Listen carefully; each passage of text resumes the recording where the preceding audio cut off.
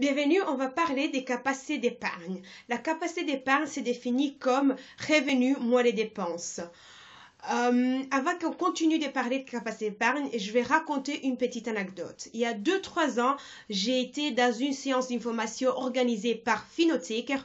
Pour les gens qui connaissent Imothéker, Finothéker est une branche de Imothéker, mais il s'occupe de gestion des patrimoines.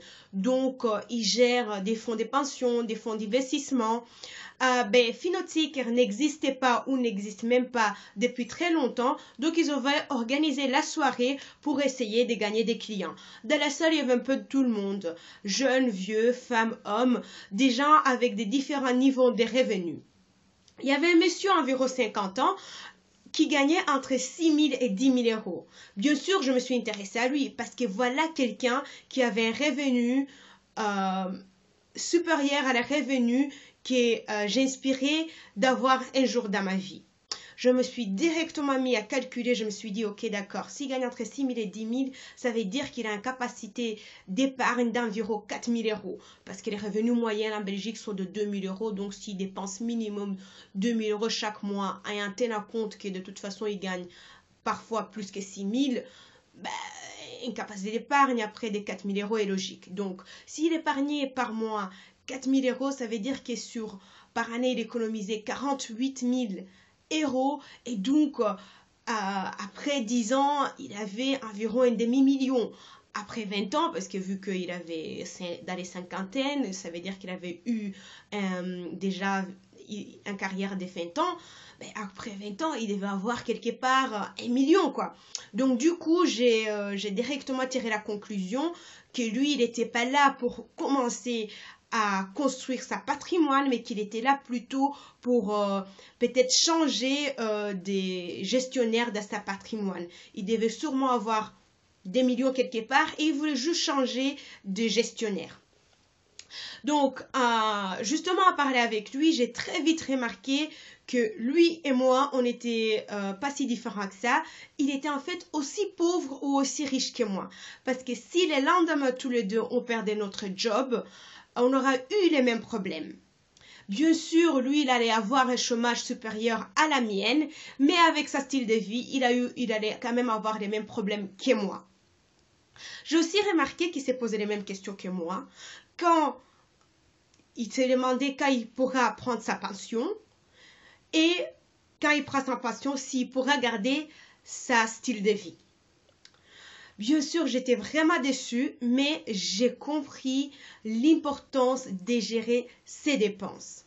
L'équation des capacités d'épargne, c'est revenus moins les dépenses. Je crois que j'ai à convaincre personne que c'est mieux de gagner plus. On vit dans une société où presque tout le monde essaie de gagner plus d'argent, mais où beaucoup de gens oublient de contrôler leurs dépenses. Ce monsieur, pendant toute sa vie, il a toujours eu un revenu supérieur à la revenu moyenne, mais pourtant, il a toujours eu une capacité d'épargne de zéro. Parce que peut-être qu'il n'a pas voulu économiser ou peut-être parce qu'il n'a pas su comment gérer ses dépenses. Maintenant, pourquoi est-il important de connaître sa capacité d'épargne? Pourquoi est-il important de calculer sa capacité d'épargne? Eh bien, écoute, sûrement que tu as des rêves qui nécessitent du financement, donc tu as des rêves qui nécessitent l'argent. Dans beaucoup de cas, la barrière qui bloque des rêves de devenir une réalité, c'est un manque d'un plan. Dès que tu vas te mettre à créer un plan ou à détailler les projets pour réaliser tes rêves, tu vas directement te demander c'est quoi ma capacité d'épargne.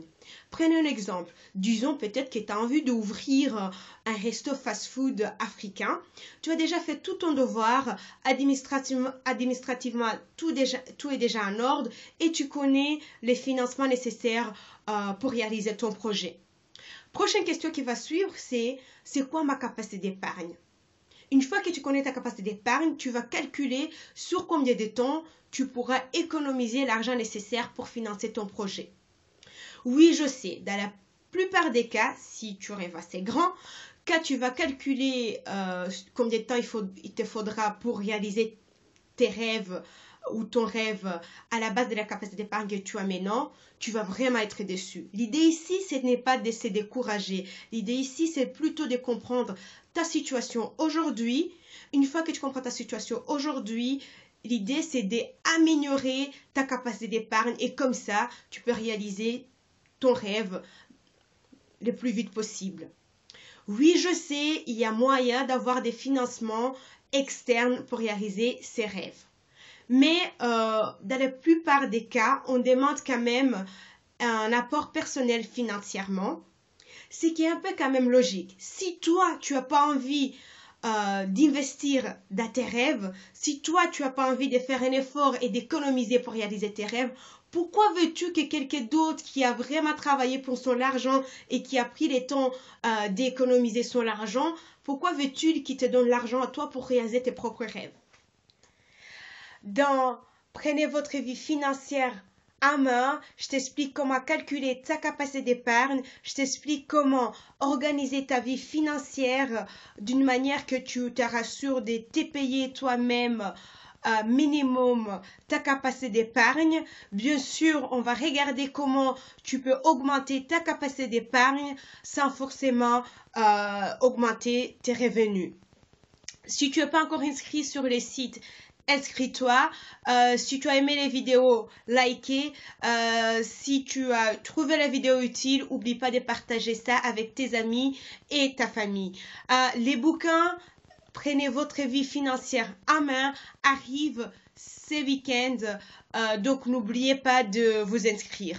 Et les titres, oui, vont rester les mêmes, je ne vais plus les changer. Donc c'est Prenez votre vie financière en main. Merci beaucoup, à bientôt.